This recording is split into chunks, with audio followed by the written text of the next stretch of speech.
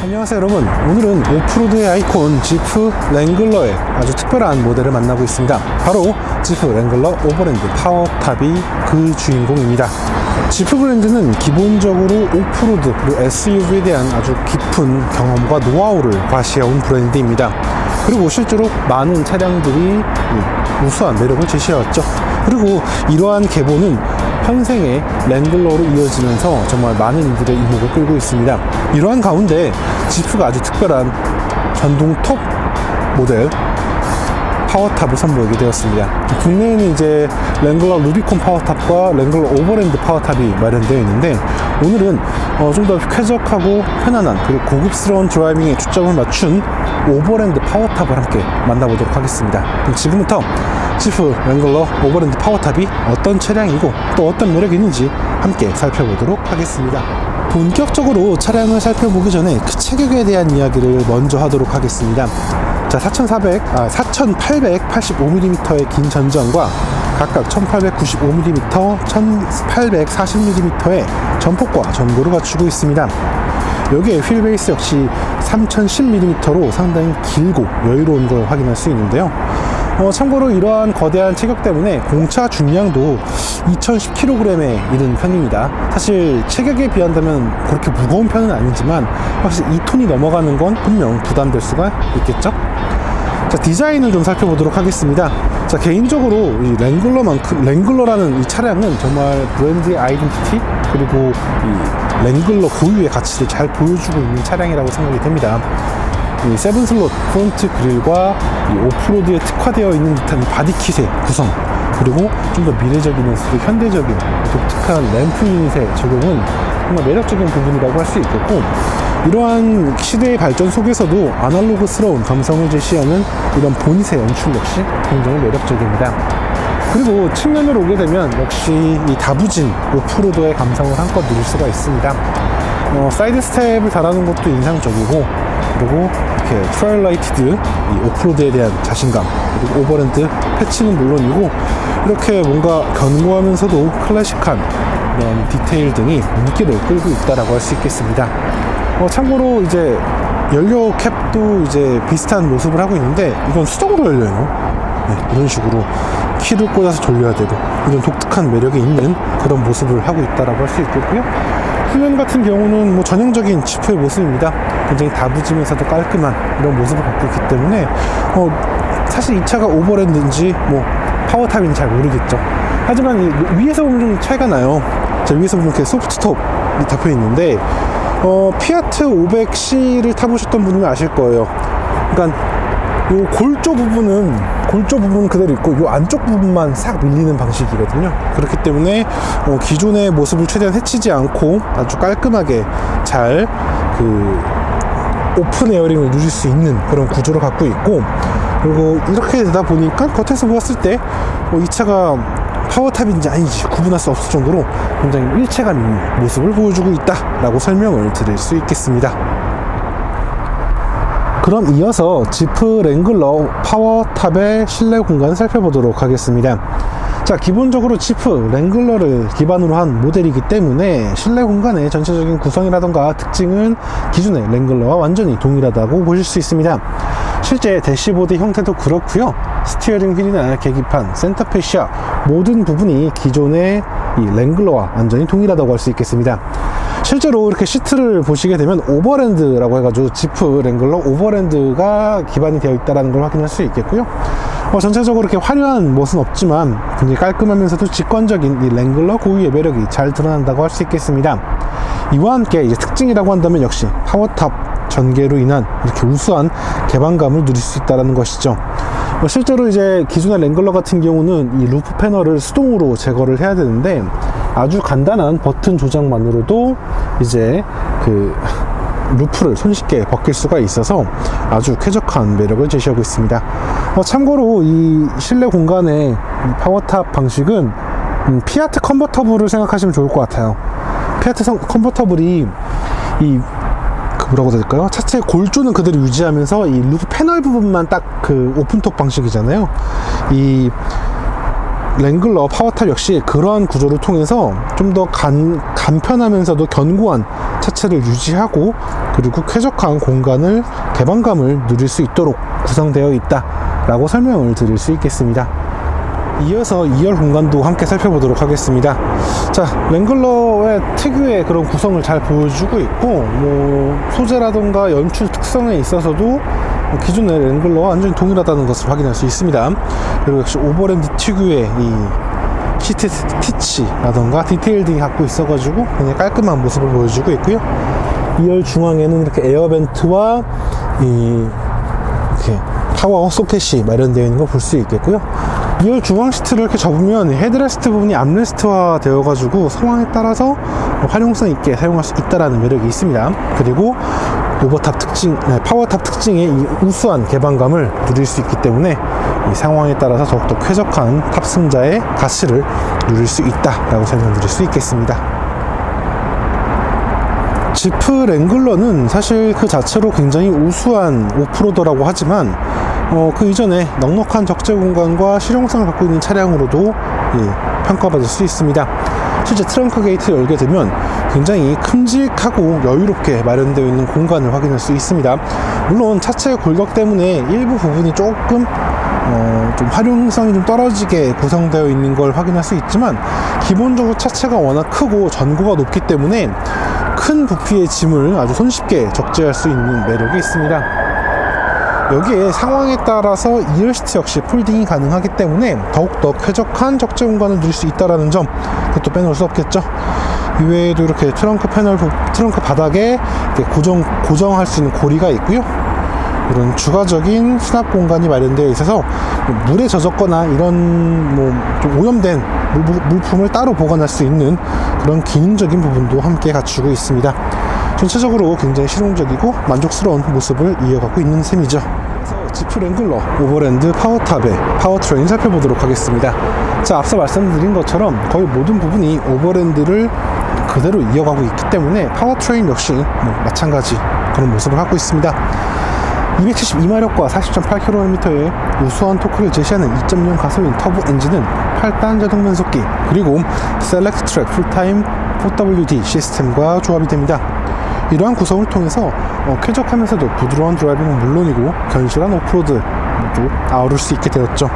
참고로 이러한 구성을 통해서 랭글러 오버랜드 파워탑은 복합 기준 9.0km/L의 효율성을 확보했고요.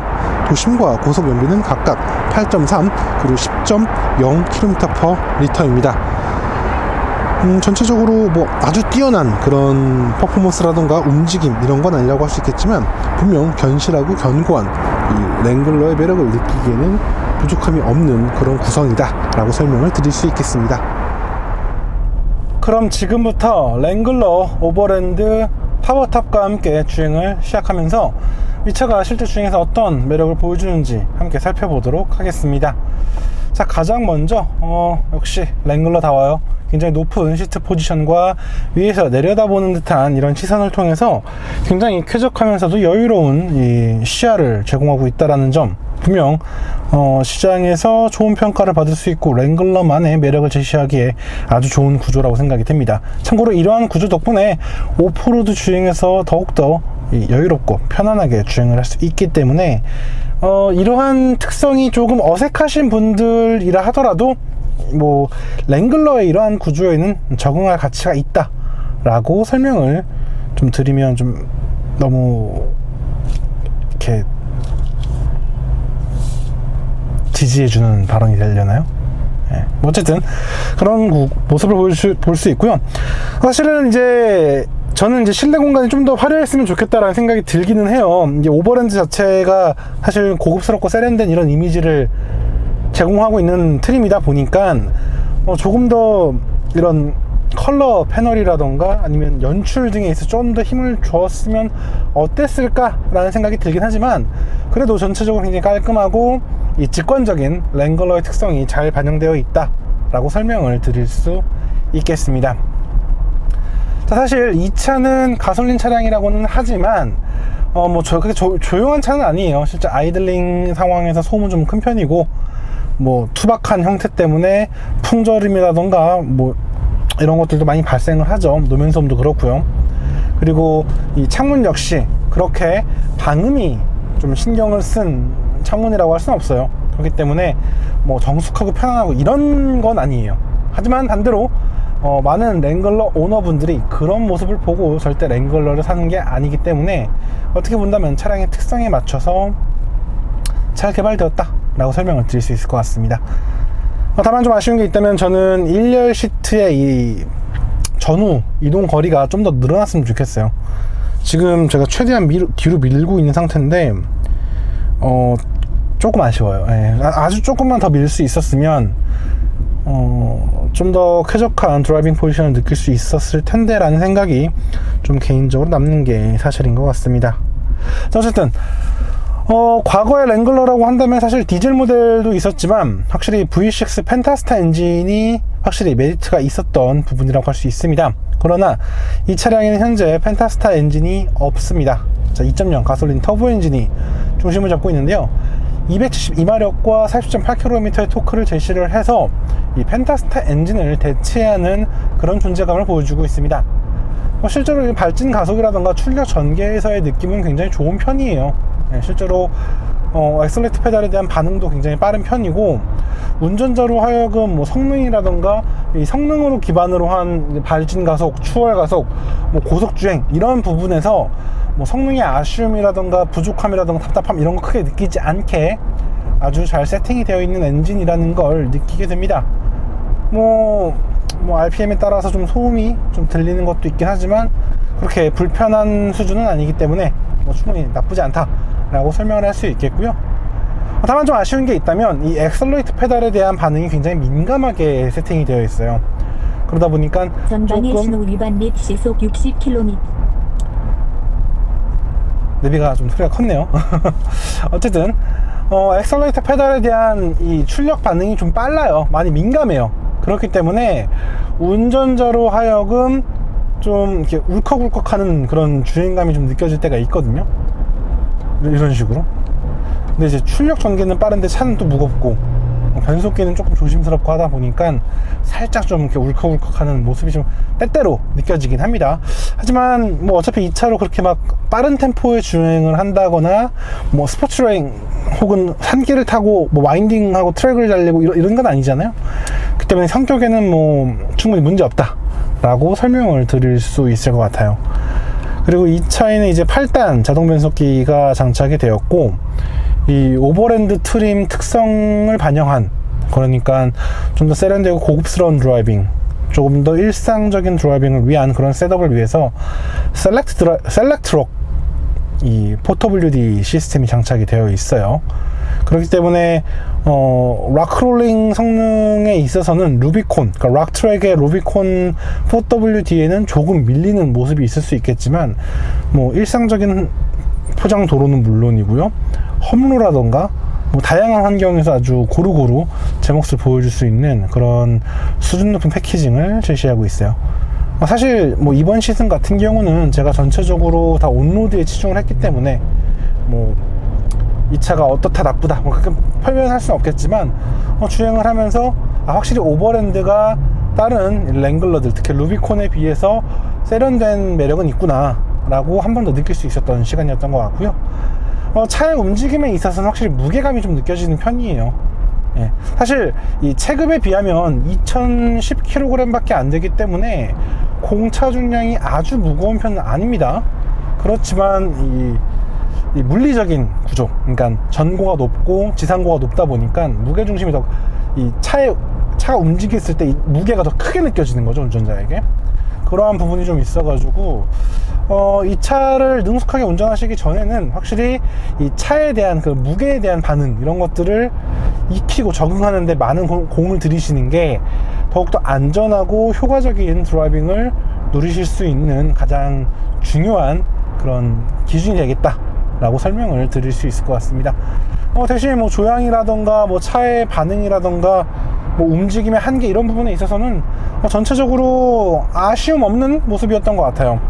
저도 주행을 하면서 괜찮네, 잘 달리네 라는 생각이 좀 꾸준히 들었고, 그렇게 막 답답하거나 이런 부분은 없었거든요. 그렇기 때문에 아마 많은 분들도 그러니까 루비콘만 타보셨던 분이라고 한다면 오버랜드 되게 다르게 좋네, 그냥 편하네 라는 생각이 들 수 있을 거라 생각이 들고, 반대로 아직 지프 그 랭글러를 경험해보지 않으셨던 분들은